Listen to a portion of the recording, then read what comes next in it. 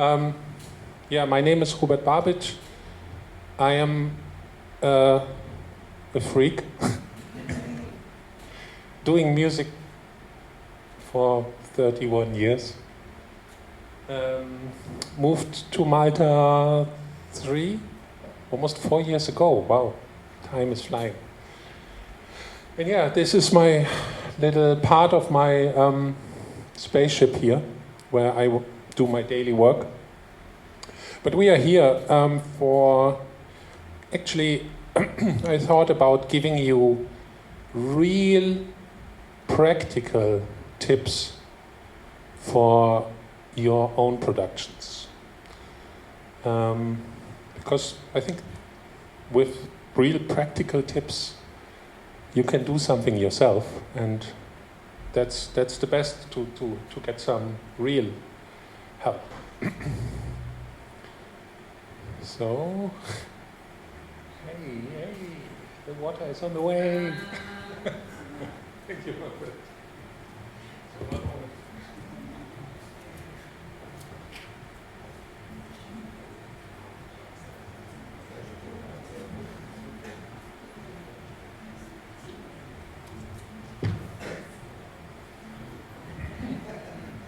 So I just thought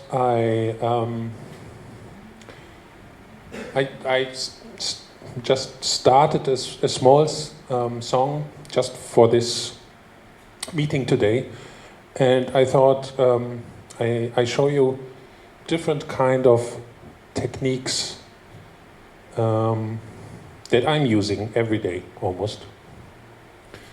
And okay, let's start with a typical problem. Okay, yeah. A typical problem is you have a kick drum, and this kick drum, let's play it.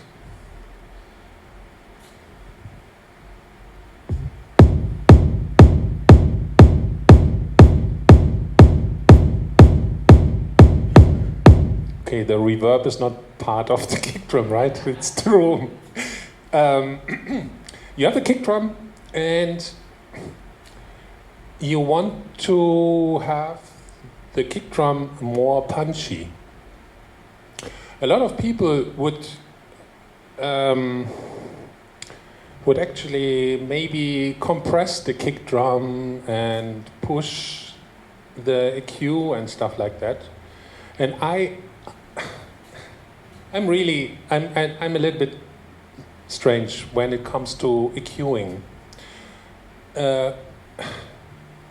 I completely, mostly work only with low cuts. That's all EQing I'm doing on a track. On all my music, in a mixdown, I mostly only use a low cut. That's it. And that's for a reason. As I found out over the years, of course, back then I was also doing this kind of, this Swiss Alps in the EQs and, forming the sounds. But actually, I understood that when you use EQ, the point where you change the frequency creates a phase shift. It's always there. And this phase shift is actually a kind of a micro delay in the frequency spectrum. And this is somehow you change the sound, and when you do it a lot of times on many places in the frequency band, you almost destroy the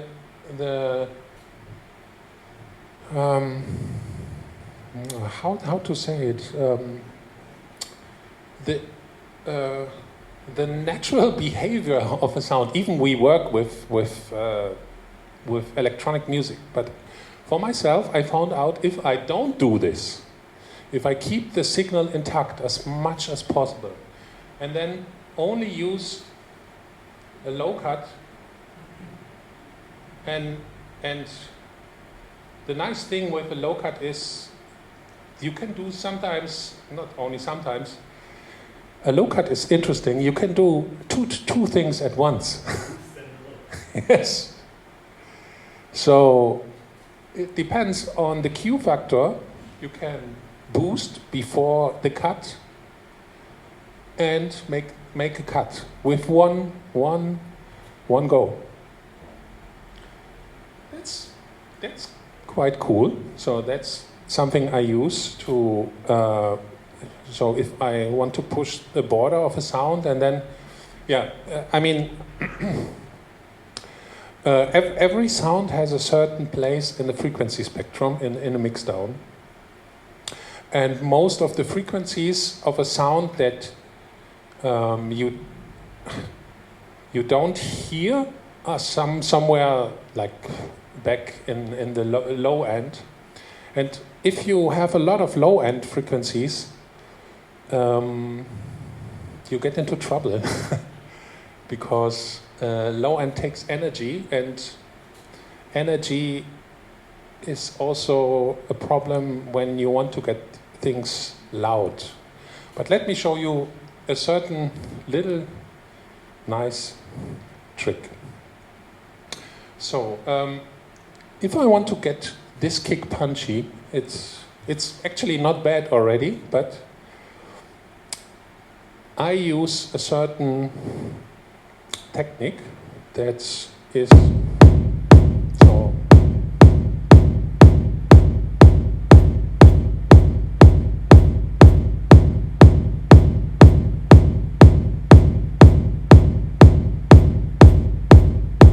Okay, can you feel and hear the difference? Something happened. I don't know if the system is really showing what happened, but if I switch an aux send on and off, the kick drum gets more punchy.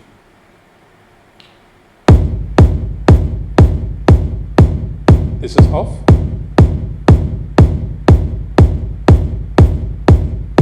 But more punchy without being like too much. It's just really pushing it straight forward. And the whole thing is very easy to do. So you create an aux send on the sound that needs some punch. You send this into, or I do, I send this into a limiter, pushing the limiter really hard, so destroying the sound that comes in. You can actually listen to the sound alone that is on this channel. So I'm pushing the kick here in parallel into the limiter and really pushing it hard. And after that, I have a low pass filter. So this looks a little bit complicated, but it's the filter plugin inside Logic, so you can use any kind of filter. So the important part is you filter everything away, and that's an EQ would not help you here, because an EQ is not helping you enough. You filter everything away that only the low end stays, and it sounds like this.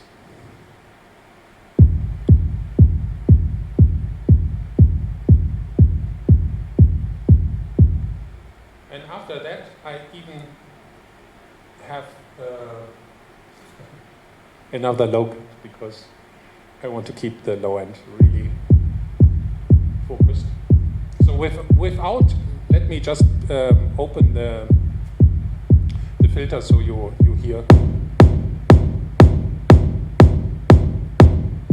Yeah, it's really just it's super simple. You just push the sound, can be a bass line, kick drum, stuff that needs to be punchy, into a fast compressor or limiter, and then you just filter everything away and leave only the frequency that needs to be stabilized and pushed.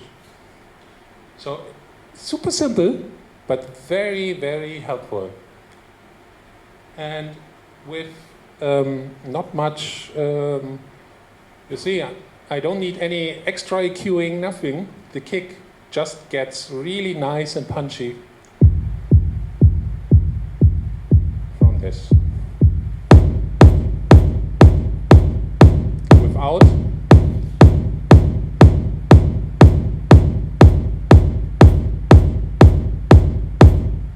And believe me, this sounds really massive on a good PA. Very, very simple, right? So this was trick number one. It works on kick drums and any basses, anything that needs to be precise. Okay, let's go on. The next thing. Okay, this is a combination. So let me show you. So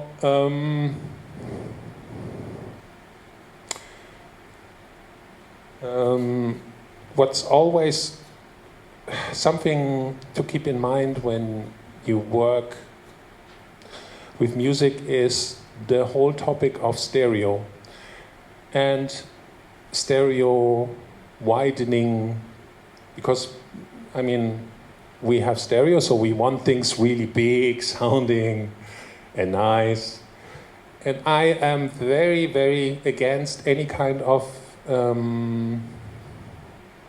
stereo widening plugins or stuff that is really destroying the phase in the signal. But there are some tricks again to get things super wide and nice and still be okay.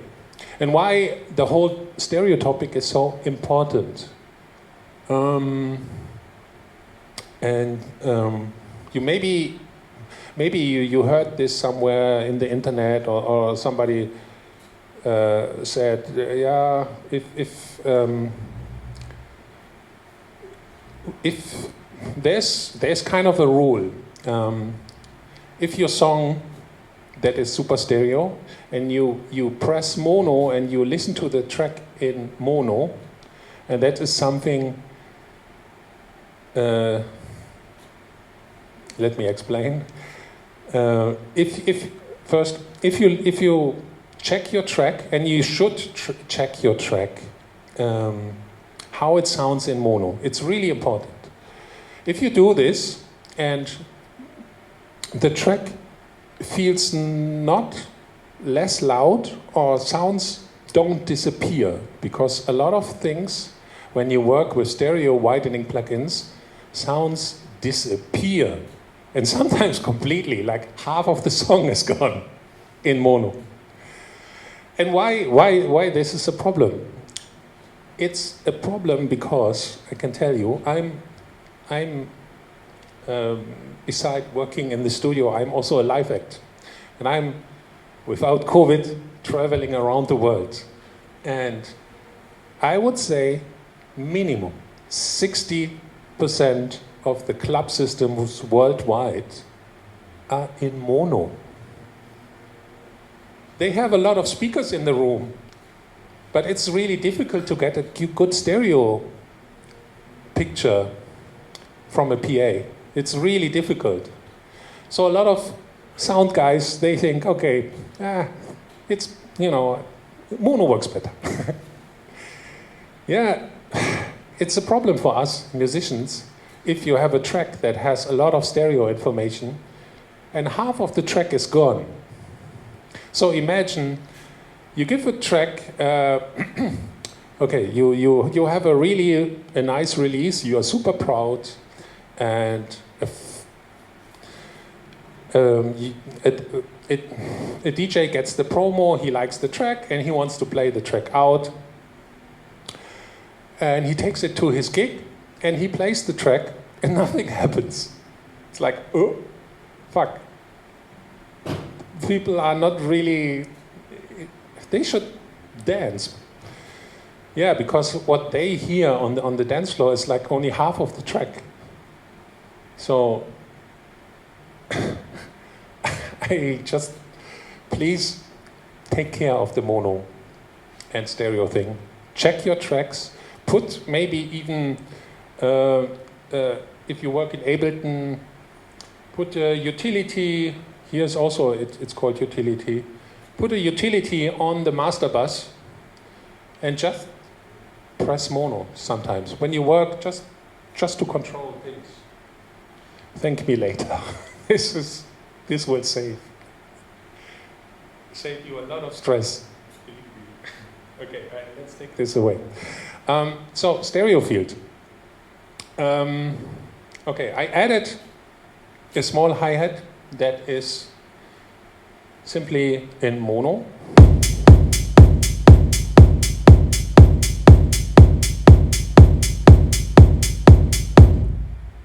And I have a snare, no, clap. Okay, here on the clap I already did some. Okay, let me show you first without treatment. Okay, I just I have a hi-hat, a second hi-hat, and a clap, and without any treatment, it sounds like this.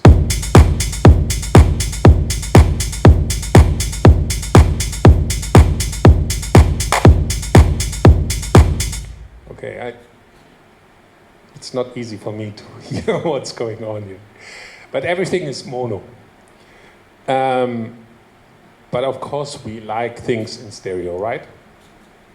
And a nice way to get percussion, especially this track works mostly with percussion. I would not really do it with melodic sounds. I do, okay, I switch this on and let's see if you hear a difference. Please listen to the clap. And then I switch the plugins off and on and then explain.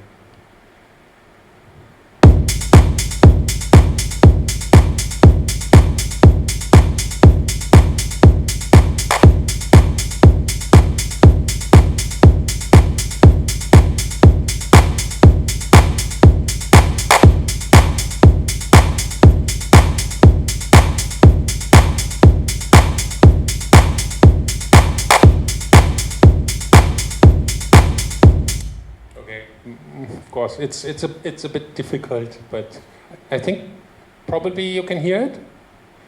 Question: do you hear a difference? Yes, I do, but maybe I hear ghosts. So things I like to do on instruments like claps, hi-hats, shaker. To get a nice stereo field is, especially works very nice in claps. It's this little tool. You also have this in all other DAWs, I think. Yeah, Ableton, if you switch the sync off. So what's happening is that I delay one side of the stereo field. So this is delayed in samples or milliseconds or samples. So we have this mono signal and I delay one side. And this creates a really huge stereo feeling. And then after I make sure that I fill in the space because I almost destroyed the sound because I took it apart. I used a little bit of a small reverb to fill in the gaps. in the sound. So it feels, not broken anymore, and back, and very alive. So please have a listen. And then I switch off this little thing here.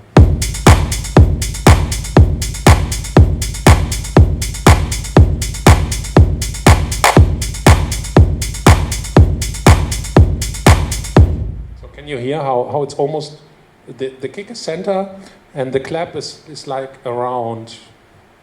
And this is nice because that way the clap is not taking away the focus of the important sounds that should be in the mids.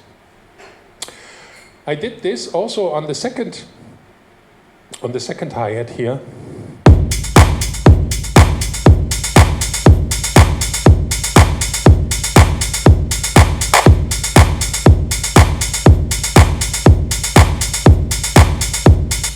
Okay, so just try to remember, use a little a delay and delay one side only, left or right. And you have to experiment because it's changing the sound quite drastically. Yeah, as well, and it's very dangerous on tonal material because when we move one side away from the other, we also create phase problems. With percussive stuff that is not tonal, it's not a problem, but as soon as it's like a melodic sound, we get really into phase problems. So we do something bad, but in the end it's good. Okay, next. How to, next thing is, I have to explain here. Okay, let's keep this off. What I'm doing is, when I have kind of, when I want to work with the stereo field and make it more interesting, what I'm doing, what I like to do is following. Here I just created a little percussion sound, and it sounds like this.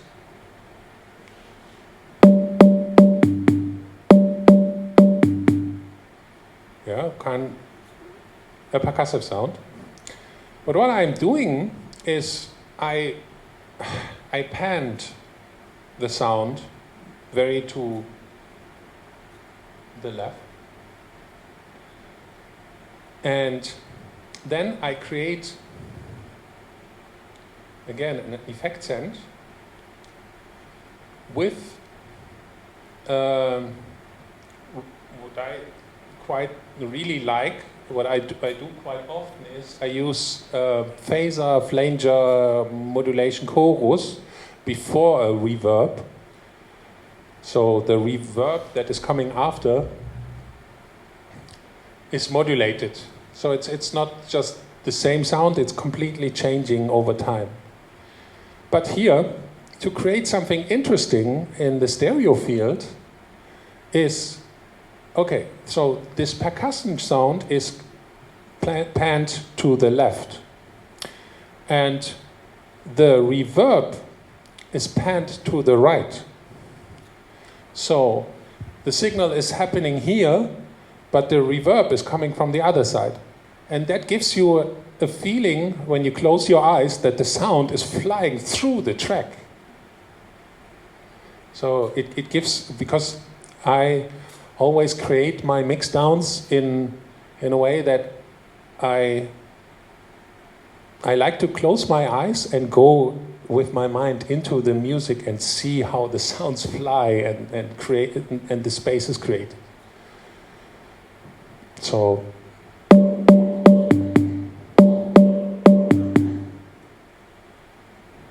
okay, let's hope the signal is really. Yeah. Okay, I made it stronger so you can hear the effect. And you hear the sound is happening here, and the reverb that is modulating is happening on the other side. And then, if you have something happening on one side, it's very helpful for the groove and the feeling to have something on the other side. And not only the reverb. So I have a second percussion. On the other side, I created another effect send with the same, almost same settings, and panned to the other side. So we have I need to make it strong. So signal is happening there, reverb is coming from the other side. And then when you have both playing together, you see you have this now flying around. The sounds are not moving, but they fly through the track.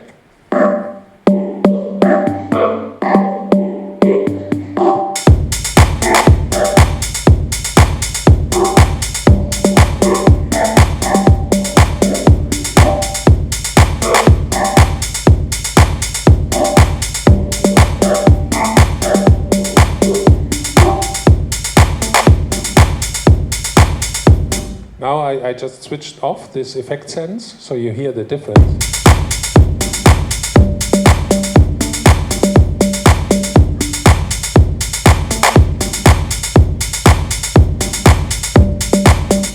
It's okay, but with the reverb, it's really like almost 3D, right? You can hear the difference.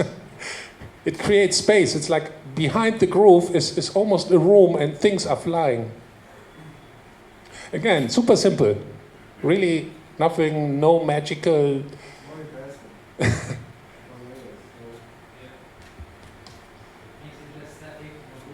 Yeah.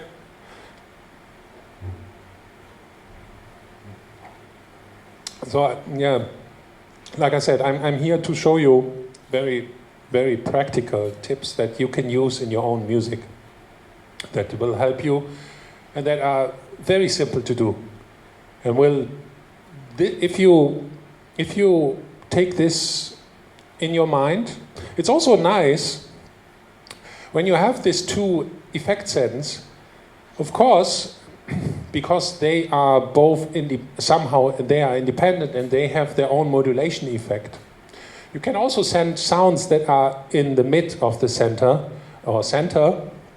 into both effects, and they are like moving the room. And I have this happening here later on. So it's creating even more space and movement inside your track. So for me, nothing is more boring than a boring track. So just when you, it's my personal thing. I really like when music have this almost organic movement inside the track. All these little details that when you hear the track the first time, you don't realize, but you hear it again and again and again, and wow, this is moving, wow, this is happening. And there are so many little details. And I think this is one of the reasons why my music, I don't know if you know my work, I feel lucky that my tracks are not getting old. What I mean with this is I also have my own labels, but I release on some bigger labels as well. And all of the tracks that I made are still selling, even the stuff that I did 20 years ago. And I think it has to do with that I really take care that the tracks itself have so much little details that you can hear it for a long time and it's not getting boring. Usually these days we live in a very crazy time. A normal, typical release have a lifespan of exactly 2 weeks. You release something, and everything happens in 2 weeks. And then the label already forget it, and the next one. And it's because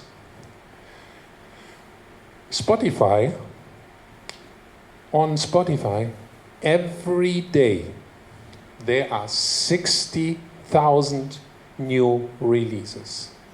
Every day. So it's like a flood. You need to make sure that your music somehow is not only nice and okay, because a lot of music is nice and okay.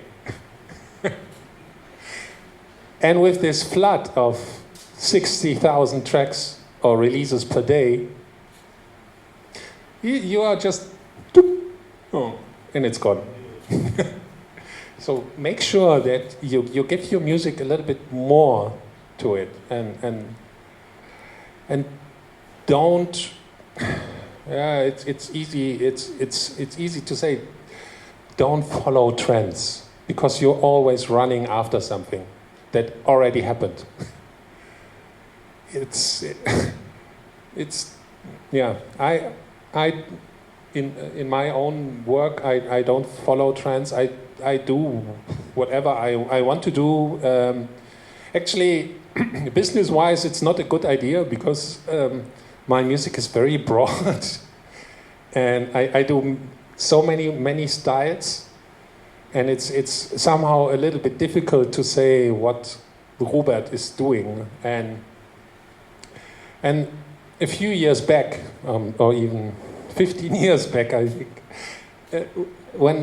when I met people and I had to explain my style, and I explained, okay, I do techno, house, acid, ambient, electronica, all this, I got bored of explaining what I do. And then I just said, okay, when somebody asked me what kind of music you do, I said, I do Babicz style.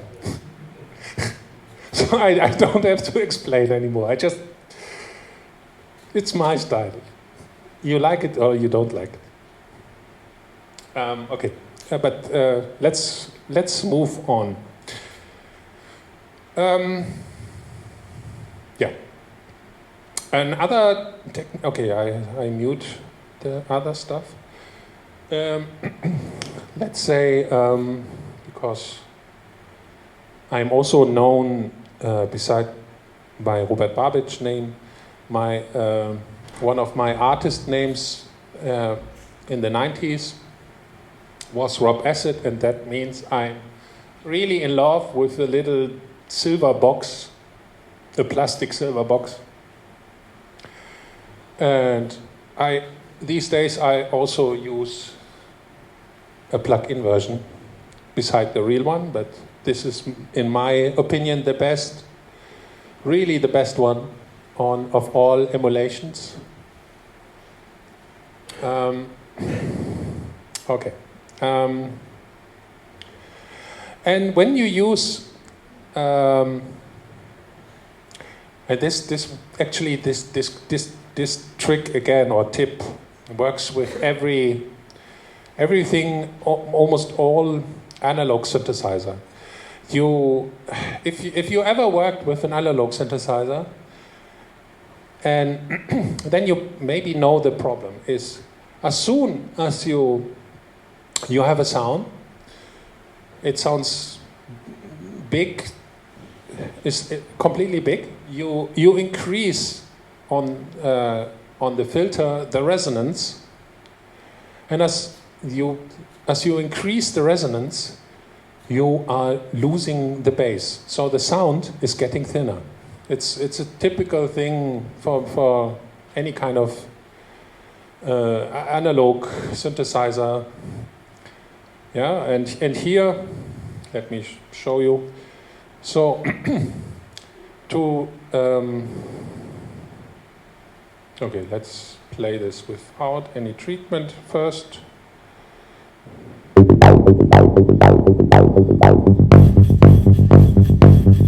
So when the resonance is down, it's really big and bassy. And if I increase the resonance, I lose bass, right? Yeah, you heard the thing. And one way to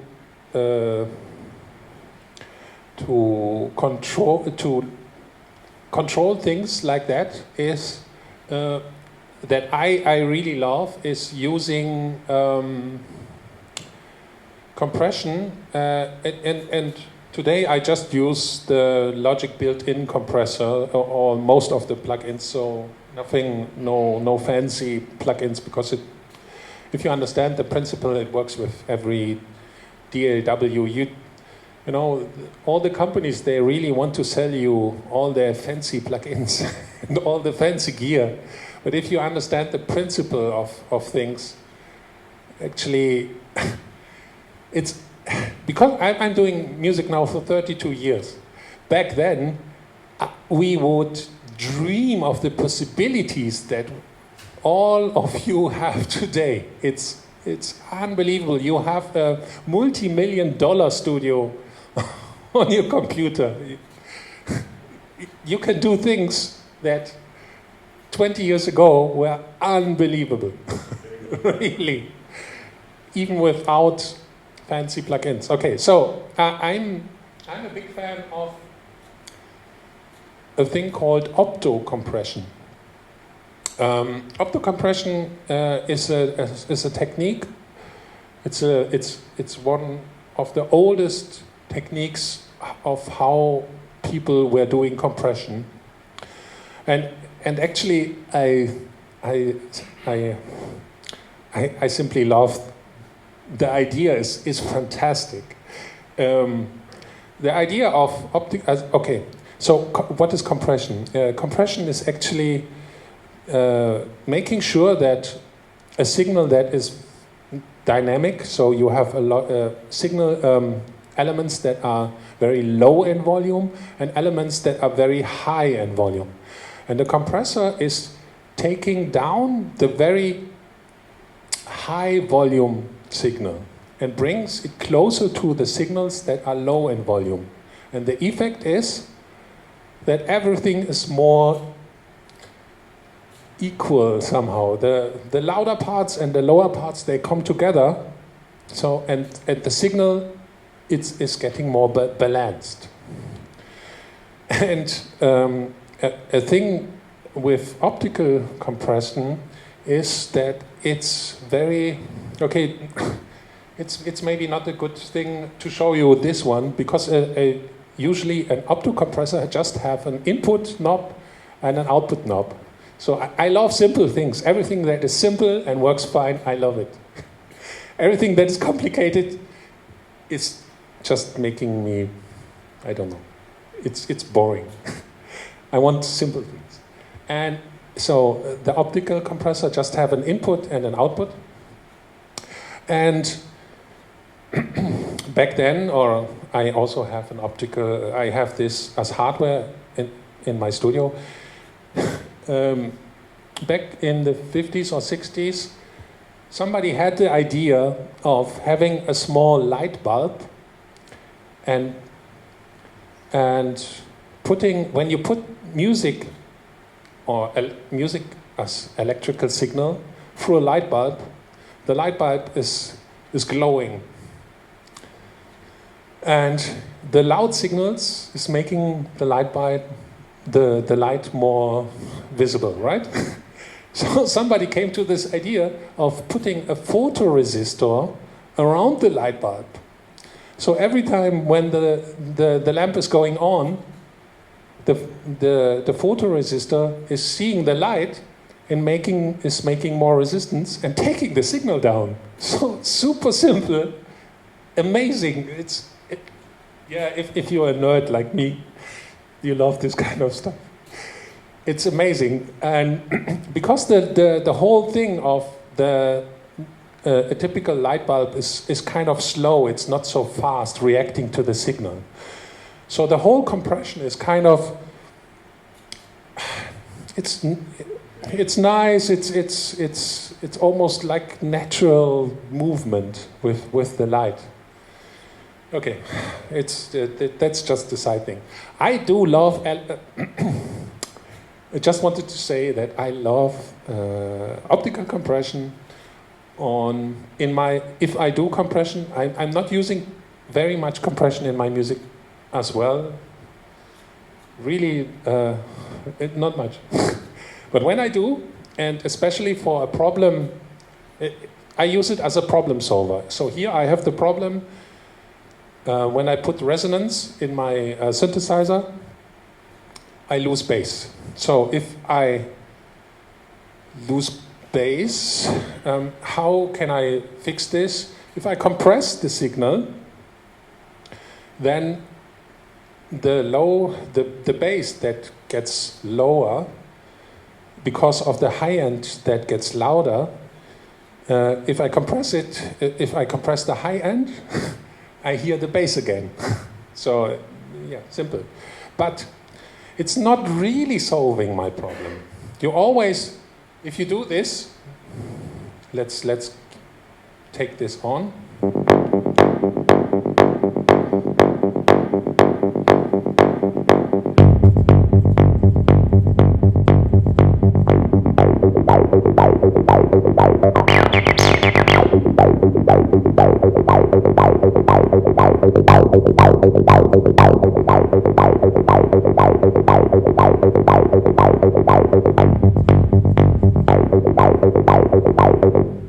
I mean, it's a little bit more. It's not like before, where when the resonance is going away, the bass is really in front of you, and now it sounds a little bit more back together. But actually, there's a really easy solution for this problem.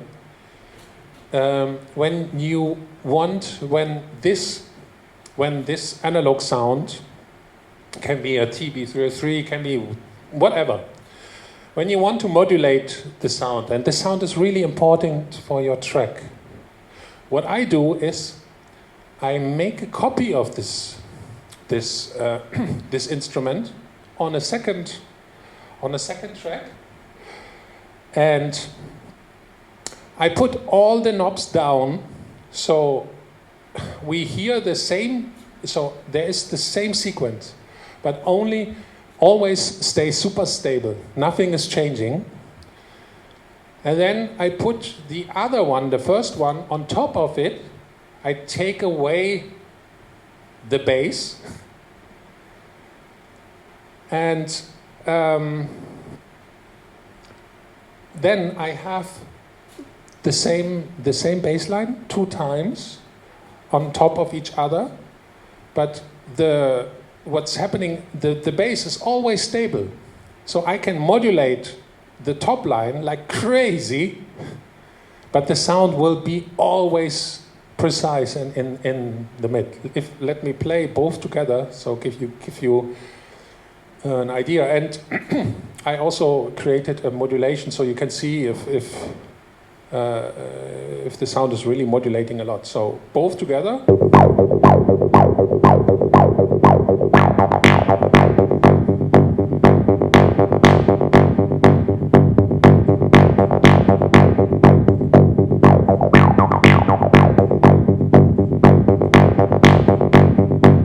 So I can hear the sound is super stable. It stays. Yeah, it's modulating, but at the same time, wow, it stays there, and it's not disappearing. And we do like this in the music, because when you have the beat together with this, it's nice for the groove.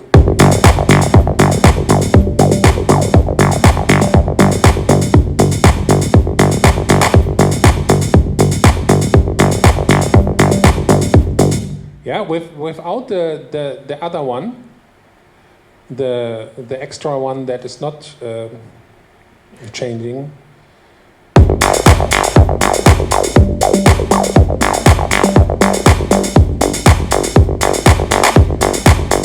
You feel it's like we don't have impact anymore.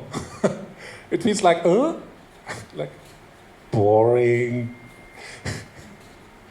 So, again, a very easy technique.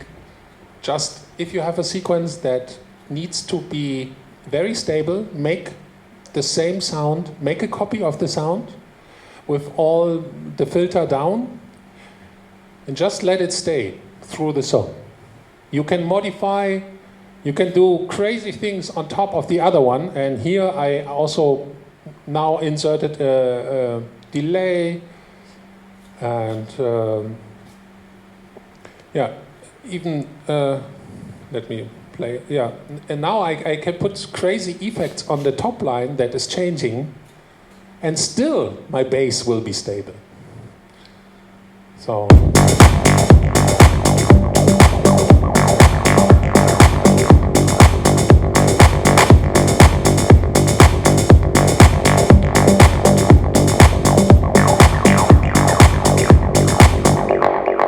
Always super nice, stable, relaxed. It feels like, nice groove, let's dance. At least I feel it like that. Okay, so this was this topic. Okay, next one. Let's see what I have. Okay.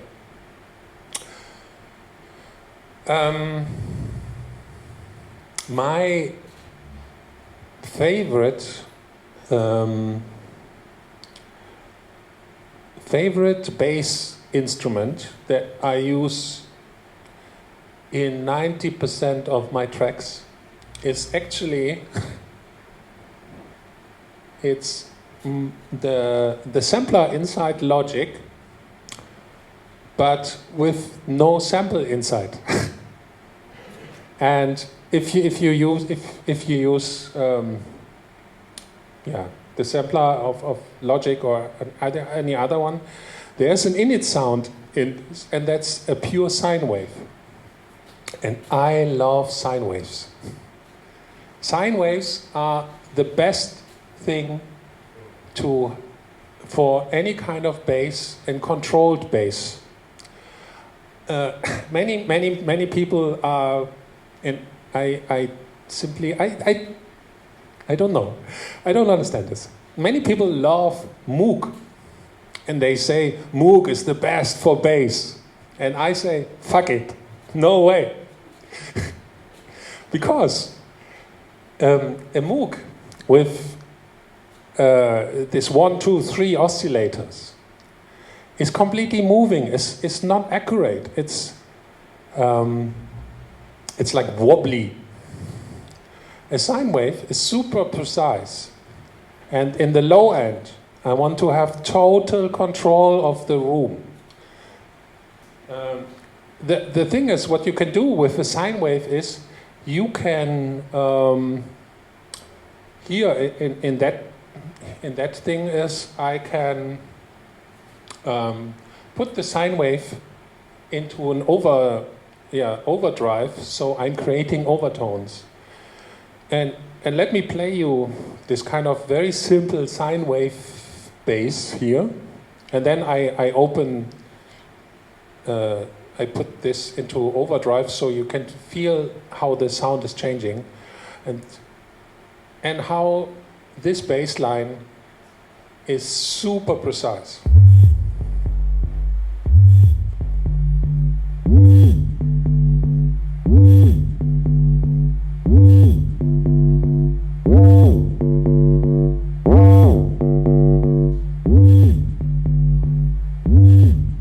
And it's completely on point together with the groove. And I put some sidechain compression on this. What I always do is when the kick happens, the bass line will be pushed back, so the frequencies are not overlapping. It's something simple. I think every one of you know this.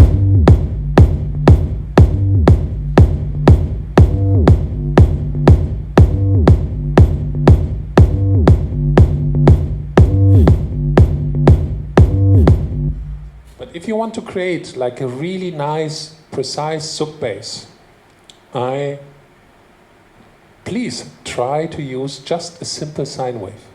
If you have Ableton, the FM synth in Ableton, one oscillator is just a simple sine wave, very easy. You have way more control over the sub area, and the only thing what I would do is put a little bit of overdrive on this, so you get some more overtones. So because without that, this bass line, if you listen to this on a small speaker set, you would not hear the bass. So if I have some extra overtones, you can at least think, oh, there's bass. So it's helping. But yeah, I like the sound, and yeah, together with the other elements.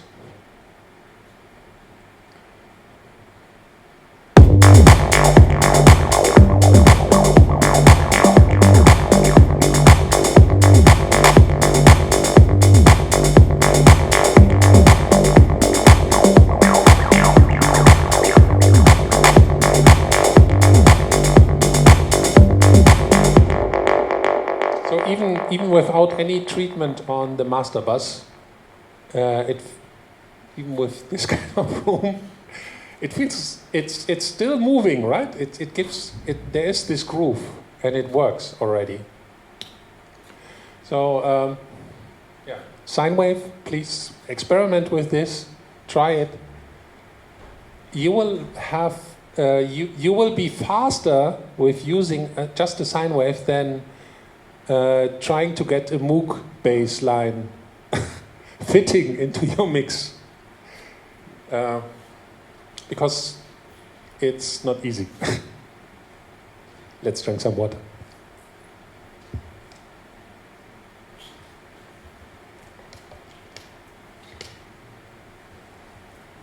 Okay, let's see what I have. What I prepared.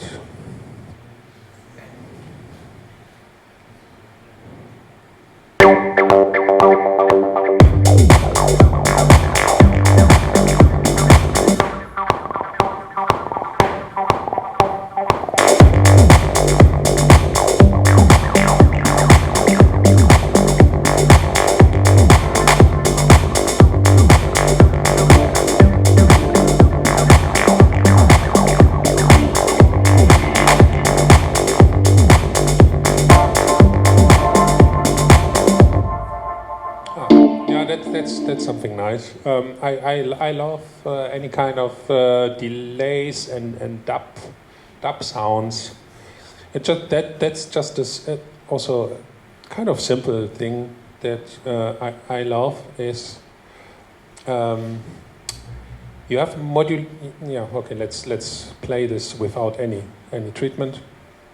So I have a chord, and to get this chord interesting. So, okay, a chord. To get this chord interesting, I do a few things. And have movement. So I can have this chord in this chord or any chords in the track, and I put them and can leave them. If I make it interesting, the whole system will make it interesting in the background. So it sounds like this.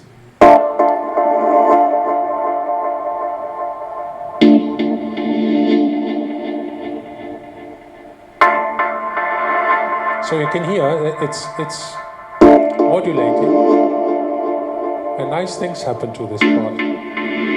It's moving in the room, and also you have a delay. And what I really like is using reverbs, but playing them backwards. So this is an impulse response reverb. And if you just turn the reverb backwards, it creates a very nice effect where the sound is coming and then the reverb is happening backwards.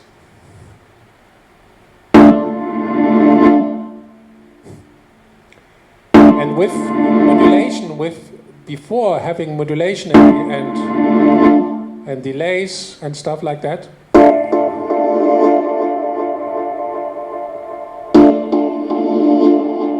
so it's very nice. It's like moving.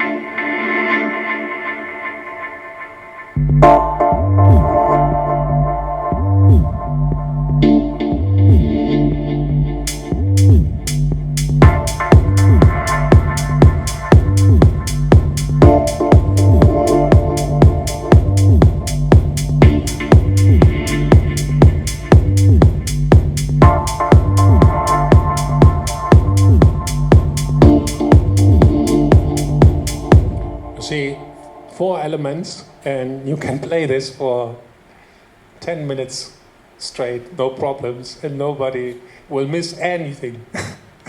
It's in a club, that could be already a track. Okay, this is dub techno. Okay, good. Next. Because, yeah, with this sub bass line, it's moving with the kick. The kick is nice and punchy. I showed you how to make this punchy. And this chord is staying interesting because it's moving. And you can do even some more crazy things with it.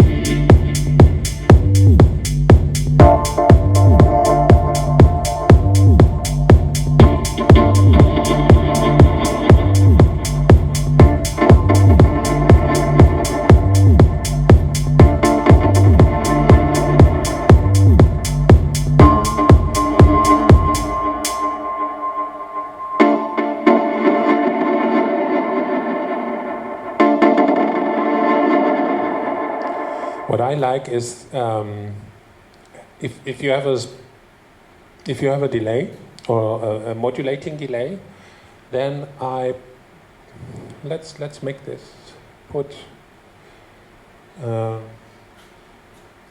I can put a modulator on this. Say plug-in parameter and change this delay time. So it's now changing alone without my hands. So if you listen to this, now we even have more movement. So these delays are getting faster, slower.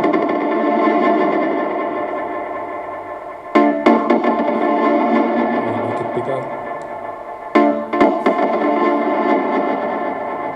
That's very nice, like almost grainy changing.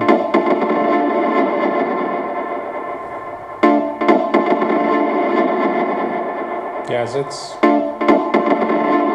the cherry on top of this module.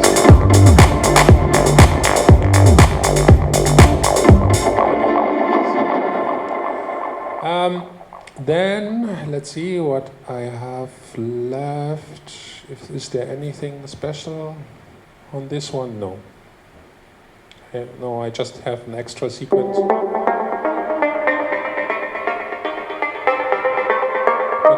it's again just, I have a lot of movement. I make sure on sequences like that,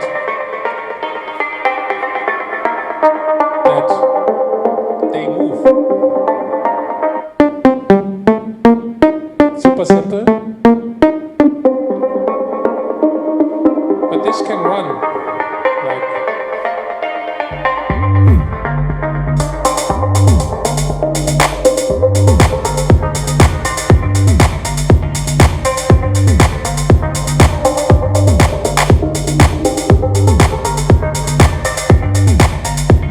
yeah, because it's moving all the time. Something is happening.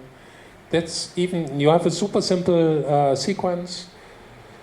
A few notes, as long as they move all the time, it's interesting. Yeah, I'm not showing any magic. It's very basic, simple things. But when you combine all this things that I showed you today, it's creating kind of very complex movements, and your music can be very complex out of simple elements. Okay, let's say this is our track. I don't. Okay, just as an information, I work very fast, and that means that I do 1 or 2 tracks per day, every day, completely finished, from the beginning of the idea, even to the mastering, because I'm also a mastering engineer, so I master my own music. And just for the record, I have over 1,000 releases in my 32 years. So I'm very crazy. I love music. I live music. It's in my DNA. I don't know. So I'm creating music like a machine. Every day, like I have to. Okay, that's this. And okay, let's say you have a track, and you want to play this out or do a little self mastering, or make it at least. You created a track, and you want that the track at least have the same loudness like the music that, like the other ones, like the other guys.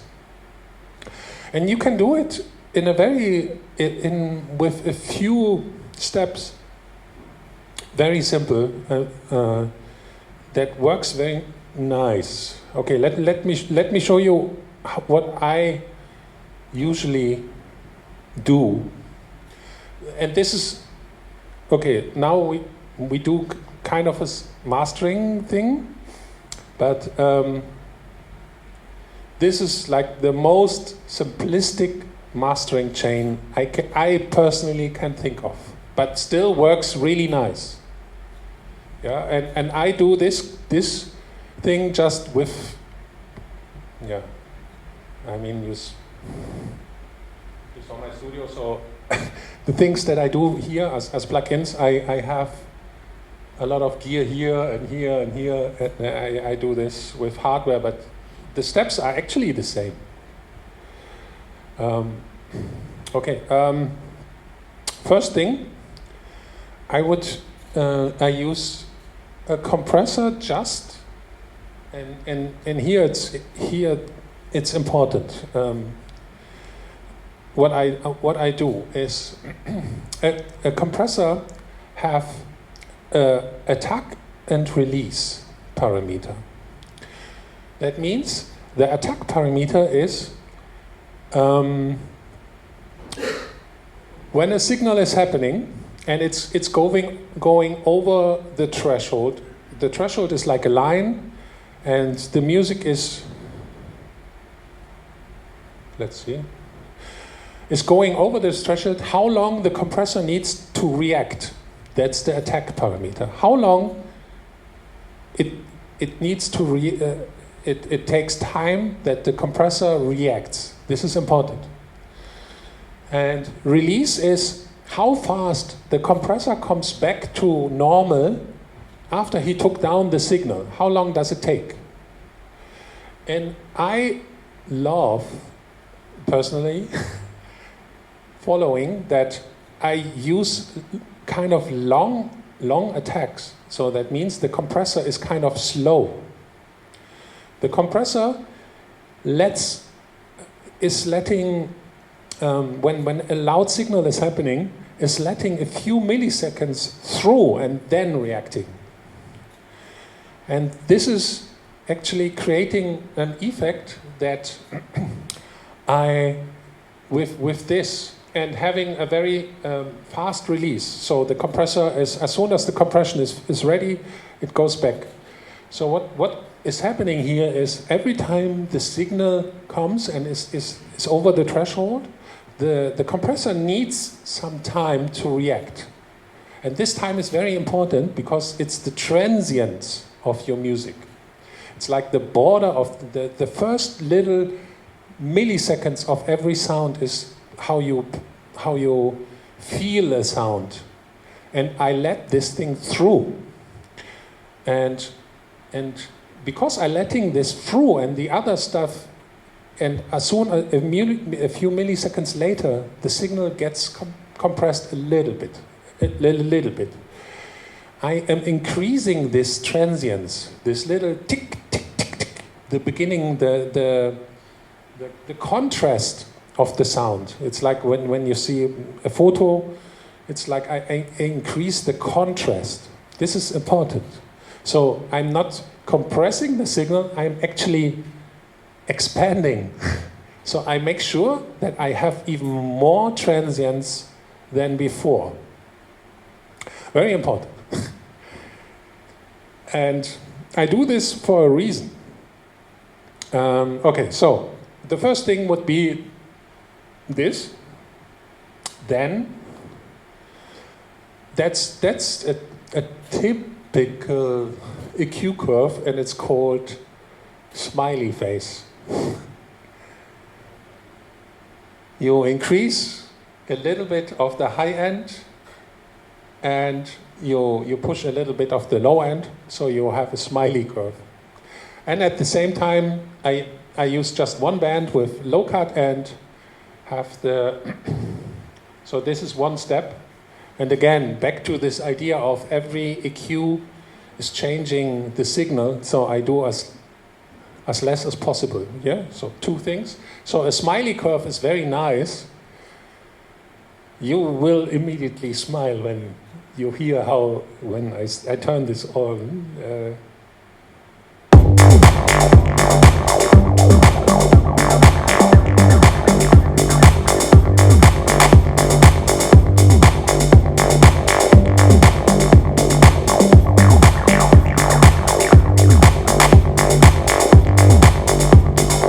Super simple. Smiley. Just remember, smile. That's your EQ curve, a smile. Super little things to do. A little bit of the high end push, a little bit of the low end, that's it. Having the compression, increasing the transients, and then comes this little secret. I am using okay, back then, a few years back, I was using, I was completely against any kind of limiting. I hated limiter. I still hate them. I don't like them. But these days, things changed and the plugins got really better. But what I did instead of limiting, I was actually overdriving my converter. Something that everyone is saying, don't do this, don't go in red, never go over 0, don't do this. Actually, all the really pro guys do it. It's a really nice way if you have a good sound card. A good sound card can handle the signal that goes over 0, and it's a very nice way to get loudness and still be precise, because limiter tend to wash out the waveform. I don't know if you ever tried to make a track very loud and push a limiter very far. You could hear how the signal is getting washed out. It's getting loud, but somehow all this punchiness is going away. And I use a combination. And this little plugin is very nice, as it's a simulation. It's simulating overdriving a sound card. It's called Clipper. And this works very nice in combination with a limiter. And let me show you this combination is very, very nice. And actually, in my mastering chain, I use the clipper first, and then 2 limiter even in a row.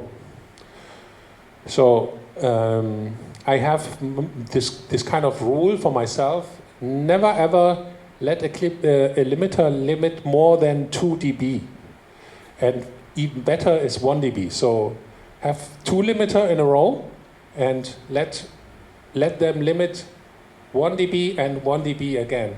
This will give you a better result than pushing 1 limiter very far. But the combination with this clipper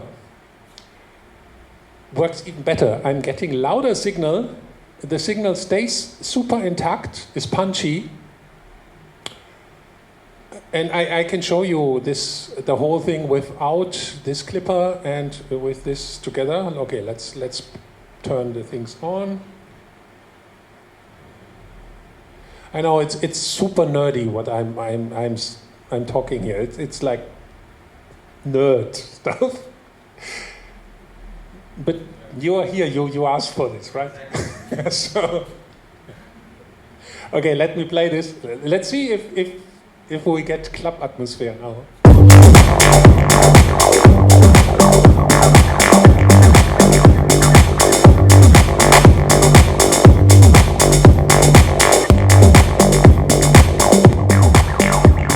That's where we coming from. And just to show you, let me push the limiter without the clipper, so you can, I hope the sound system is able to show you what's going on. But listen to what's happening, how the loudness is, and then I turn it back and use the clipper together, or let's say I play it with the clipper and then turn the clipper off and try this. And my, for me personally, like the important number when I make things loud is I'm looking for this thing here, RMS. These days, a lot of people talk about LU, FS, and all these other crazy numbers. Actually, I don't care, and in the professional world, nobody cares. And if maybe you saw some people telling you, yeah, you have with Spotify and YouTube, you have to be minus 14 LUFS. Forget it. Nobody cares. The thing is,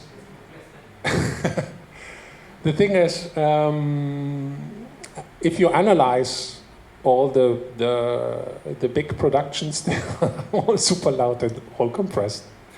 And it's actually the sound that we love. Electronic music lives from that very punchy, loud signal. It's what we love. If minus 14 LUFS on a techno track, you will not move anything in the club. Forget it. Okay, let me turn this on. And I think you could hear already how this was nice.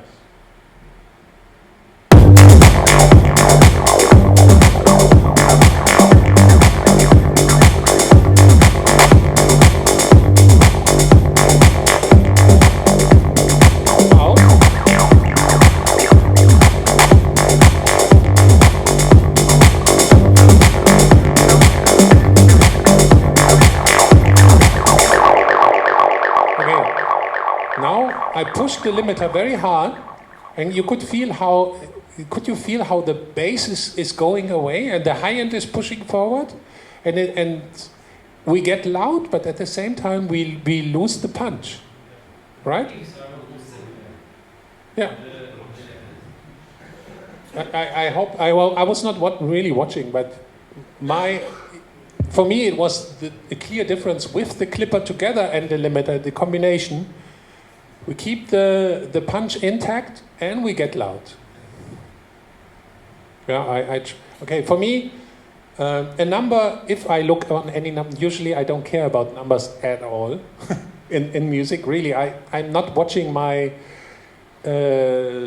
analyzer and stuff. I use this analyzer here. I have two of them. This is the most important analyzer. Yeah, for a release and mastering, blah, blah, blah, blah, my personal number that I care of is RMS, and I try to stay around -8. That's like for all of my kind of dance releases. This is the number I want to reach.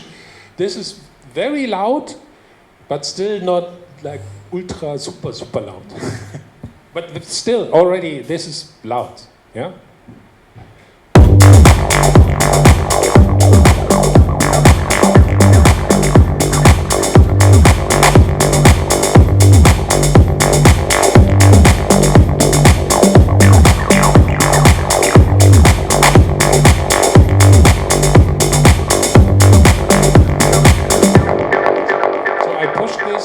To have this -8 point whatever, but this is now.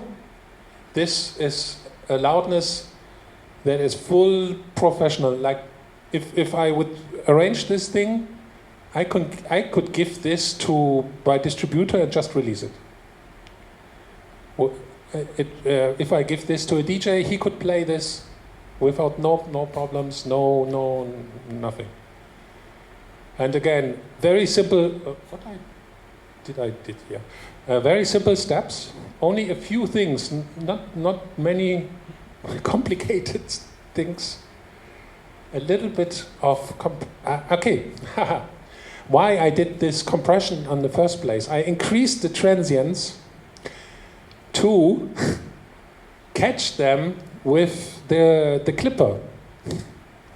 So it's a thing. I increase the contrast, like make a lot of spikes, and the clipper is catching them. But the result is that when then the limiter is coming and pushing this, you still have the feeling that the music is dynamic. It's because we had more transients before and they get caught. If you don't do this, they get the limiter is taking away the transients. So increase them a little bit before the limiter. So when the limiter is taking them away, you still have the feeling, oh, I have transients. Tricking the clipper. Yes. Yes. It's like trick 17, you know? Works. Yeah, and that's actually that's it. What I wanted to show you, a few simple, very simple tricks that I hope will help your music. Any questions? Any direct questions? Could you use this mastering chain if you decide to master for vinyl, or is it completely different? Yeah, okay. For vinyl, vinyl is a little bit different because you don't get, you should not be so loud. The loudness of a vinyl record will be done by the cutter. The cutter, how deep he is cutting the cut on the vinyl. That's the loudness of your track. It's not the limiter action that you do. And vinyl has a natural physical limit of loudness. How much a vinyl can get loud. If I have a vinyl release coming, I do the same, and I do two versions of the track. One -8 and one -12 RMS. This -12 is still, I'm getting the things, but I let the cutter, who is actually really making the vinyl, let him decide how loud the vinyl should be. but all the rest stays the same. Of course, a very important is this whole mono thing.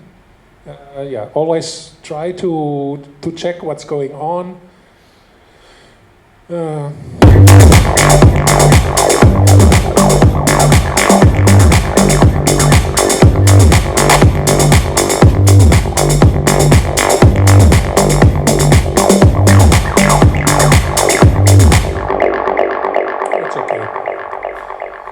It's a little bit of things going away, but the track stays intact in mono, so all good. So you said you use octo-compression. Yes. Do you use it also for percussive sound?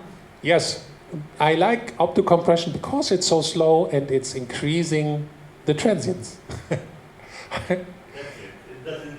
That's exactly the reason why I love opto-compression, or why I like when I use compression. Transient, then it will compress the rest. Right. I like everything that actually is helping me to increase the contrast in the mixdown. Because in the end, I'm catching all the trends. Actually, for myself, in my own musical workflow, before the clipper, I have a tape machine. I still work with tape. I have a Studer A80 at home, like a big cassette tape. I'm recording my music on tape. And tape has also this really nice behavior of catching transients in a very nice way. So I record on tape. I even make sure that I have more transients before when I make the mix down, catch them a little bit on the tape, and then give it to the clipper and then the limiter. So in the end, it's kind of interesting when I play a live set, or if DJs play my tracks.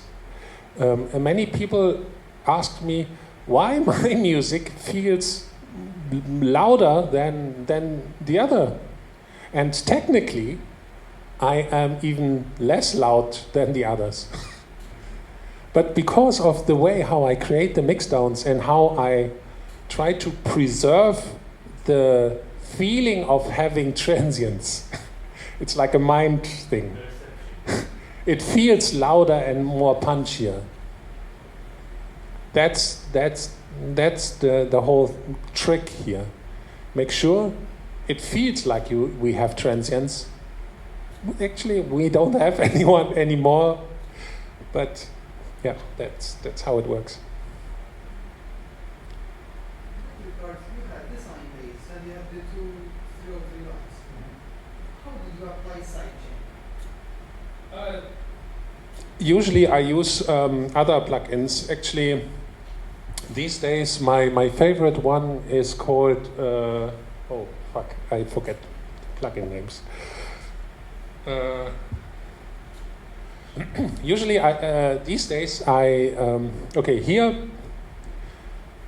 what I did here, okay, let me show you.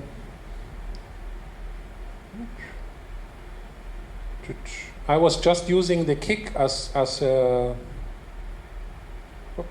okay, going here. Here's the compressor.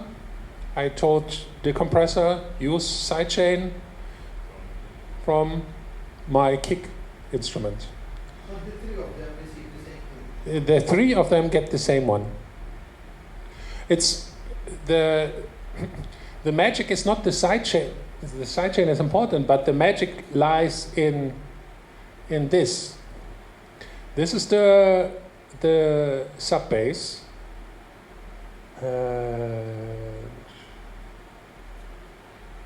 This is the upper 303 and the lower 303. So sub bass have a lot of bass. Then one octave over this comes the other bass line, and then the other one on top. So I stack them, and on each I take more bass away, so they are stacked. And they work very well together. And now if they are sidechained, they are precise. And even in this room with this sound system, I think you could hear how punchy this little demonstration track is, just by using only low cuts and having a tiny little smiley curve at the end on the EQ. That's it. That's really surprising for me how like you came up with this, you know, because I mean, when I find it very difficult sometimes because I will have a sound from a synth like a pad or something that I don't like the low end of it, but I like the mid of it. So I tend to cut, but then I boost what I like. So I don't know if you agree with this or not. Yeah, I'm not pushing.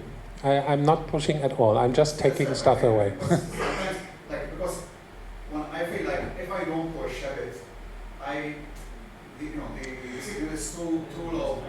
If you can think it the other way around. If you want this pad louder, make the other stuff lower. Lower the volume in the other stuff, and your pad will be louder. I think like inverted. So if something is not loud enough, I make the other stuff lower, and it's loud without pushing, because this pushing creates these phase problems. Yeah, my approach is very minimalistic. But with this way of producing, you are fast, efficient. I'm German. So fast, efficient. And in the music is punchy and nice. And it's not feeling over-processed or dead. Yeah, you still have the feeling everything is like alive. Stay simple. So everything you showed us is actually more the mixing, almost production and mixing stage. If we want to work with a mastering engineer, shouldn't we have everything off when it comes to master channel? Yeah, if you send something to a mastering engineer, please turn everything off. I sometimes I ask my clients to send me if they have a self-mastered version. Please, I ask them, turn everything off, make a version with everything off, but as well send me the one with everything on, so I know where you want to go. So I have an idea, and I don't need to follow this idea, but at least it can give me a certain tip. Yeah. So please, if you send something to a mastering engineer, turn everything off on your master bus, please. Regarding the widening trick, the delay on one side, can you also do the widening on both sides? So you have the original channel on the middle, and little delay on one side, and a little delay on the other side with a different value. Yeah, actually, sometimes I tend to do that. Yeah, actually, I was, because I decided I want to stay only mostly with the plugins that built into Logic. Actually, I love even type plugins, and there is a very nice. I forgot. There is something like a delay that is modulating both sides, left and right, but minimal. Yeah. Yeah, a few milliseconds, and you mix this into it, and so you have a nice stereo field. It's kind of a little bit. There's a bit of movement because this is not moving. You are moving the phase also, but yeah, but tiny. This 10, 20 milliseconds. And you are also filling the gaps. Right. For filling the gap, I use small, tiny reverbs. Yeah. Right. Yeah, okay. So I think it's exactly 1 hour. Wow, I'm so efficient. Yeah, thank you very much. I think, yeah, I hope I could inspire you a little bit. Great, thank you.